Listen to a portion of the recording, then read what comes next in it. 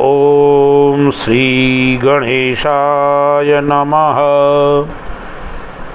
वसुदेवसुतं देवं कंसचाणूरमर्दनं देवकी परमानंदं कृष्णं वंदे जगद्गुरुं।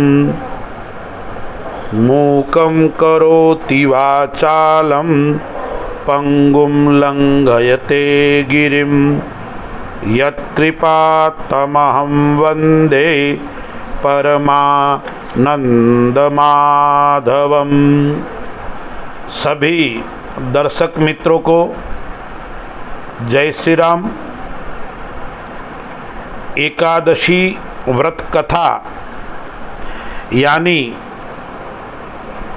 पौष मास कृष्ण पक्ष सफला एकादशी, जो महानुभाव एकादशी का व्रत करते हैं वो निराहार रहकर प्रातःकाल सूर्योदय से पूर्व उठकर स्नान आदि करके भगवान नारायण का पूजन करें एवं इस कथा का श्रवण करें। युधिष्ठिर भगवान से प्रश्न पूछते हैं, हे प्रभु, पौष मास के कृष्ण पक्ष में जो एकादशी होती है उसका क्या नाम है, क्या विधि है तथा उसमें किस देवता की पूजा होती है, यह हमें बताइए। भगवान श्री कृष्ण ने कहा,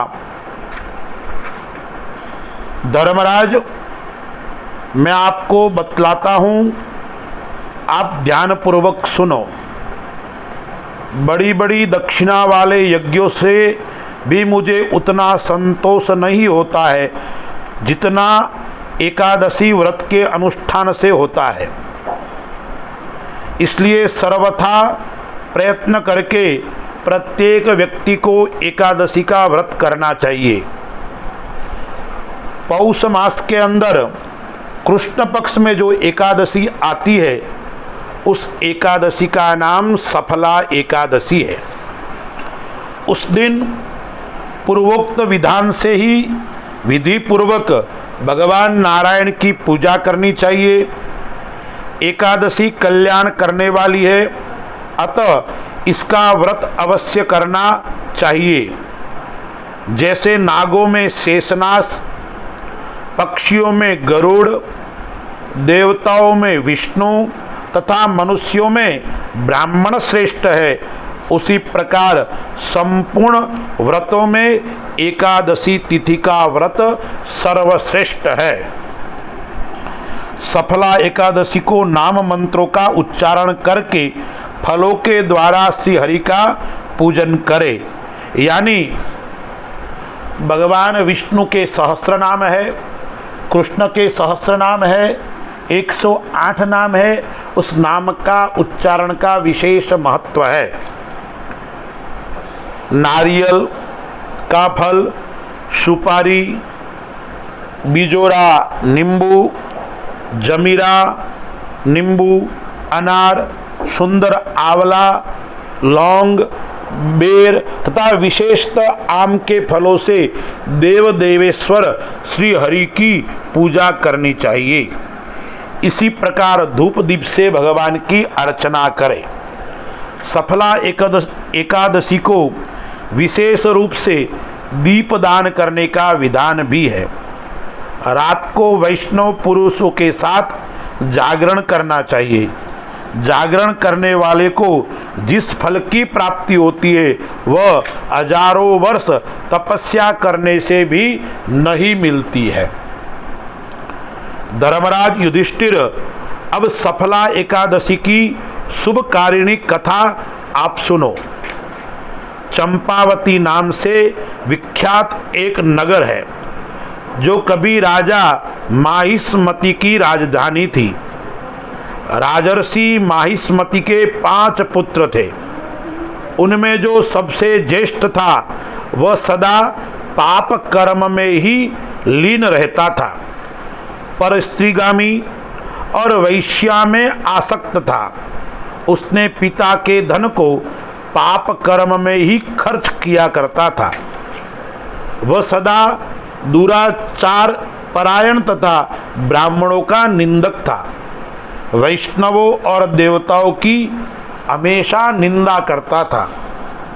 अपने पुत्र को ऐसा पापाचारी देखकर राजा माहिष्मत ने राजकुमारों में उसका नाम लंबुक रख दिया। फिर पिता और भाइयों ने मिलकर उसे राज्य से बाहर निकाल दिया। लंबुक उस नगर में निकलकर गहन वन में चला गया। वहीं रहकर उस पापी ने प्राय समूचे नगर का धन लूट लिया। एक दिन वह चोरी करने के लिए नगर में आया तो रात में पहरा देने वाले सिपाहियों ने उसे पकड़ लिया। किंतु जब उसने अपने को राजा माहिष्मत का पुत्र बतलाया तो सिपाहियों ने उसे छोड़ दिया। फिर वह पापी वन में लौट आया और प्रतिदिन मांस, मदिरा तथा वृक्षों को फल खाकर जीवन निर्वाह करने लगा। उस दुष्ट का विश्राम स्थान पीपल के वृक्ष के निकट था। वहां बहुत वर्षों का पुराना एक पीपल का वृक्ष था। उस वन में वह वृक्ष एक महान देवता माना जाता था। पाप बुद्धि लंबुक वही निवास करता था। बहुत दिनों के पश्चात एक दिन किसी संचित पुण्य के प्रभाव से उसके द्वारा एकादशी के व्रत का पालन हो गया।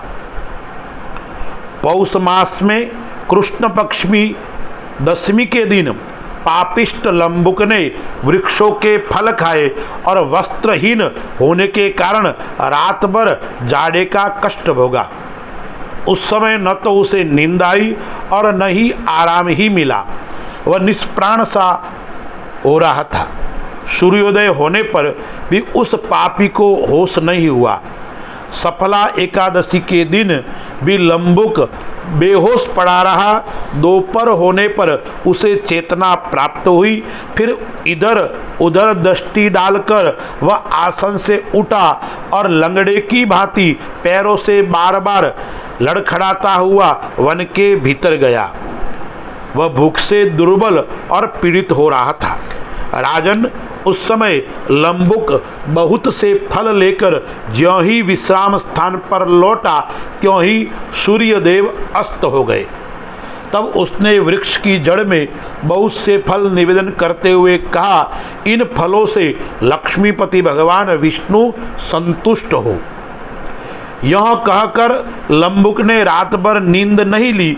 इस प्रकार अनायास ही उसके इस व्रत का पालन कर लिया। उस समय सहसा आकाशवाणी हुई, हे राजकुमार, तुम सफला एकादशी के प्रसाद से राज्य और पुत्र को प्राप्त करोगे। बहुत अच्छा कहकर उसने वरदान स्वीकार किया। शास्त्रकार कहते हैं, अनजाने में भी यदि आप सत्कार्य कर लेते हो तो परमात्मा प्रसन्न हो जाते हैं। परमात्मा धन को नहीं देखते हैं, परमात्मा भाव को देखते हैं। उसके बाद उसका रूप दिव्य हो गया। तब से उसकी उत्तम बुद्धि भगवान विष्णु के भजन में लग गई। दिव्य आभूषणों की शोभा से संपन्न होकर उसने अकटंक राज्य प्राप्त किया और 15 वर्षों तक वह उसका संचालन करता रहा। उस समय भगवान श्री कृष्ण की कृपा से उसके मनोज्ञ नामक पुत्र उत्पन्न हुआ। जब वह बड़ा हुआ तब लंबुक ने तुरंत ही राज्य की ममता छोड़कर उसे पुत्र को सौंप दिया और वह भगवान श्री कृष्ण के समीप चला गया, जहां जाकर मनुष्य कभी शोक में नहीं पड़ता है। राजन, इस प्रकार जो सफला एकादशी का उत्तम व्रत करता है वह इस लोक में सुख भोग कर मरने के पश्चात मोक्ष को प्राप्त होता है। संसार में वे मनुष्य धन्य है जो सफला एकादशी का व्रत में लगे रहते हैं। उन्हीं का जन्म सफल है।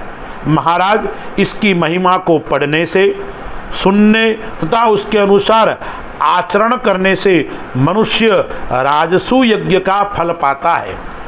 जो एकादशी का व्रत करता है, एकादशी की कथा का श्रवण करता है और भगवान नारायण का पूजन करता है, उसके वहाँ सुख, समृद्धि और शांति की प्राप्ति होती है। एवं व्रत करने वाला व्रती दीर्घायु बनता है और अंत में सफल होकर परमात्मा के पास में मोक्ष को प्राप्त करता है।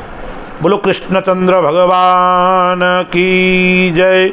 नमः पार्वती पतये हर हर महादेव हर।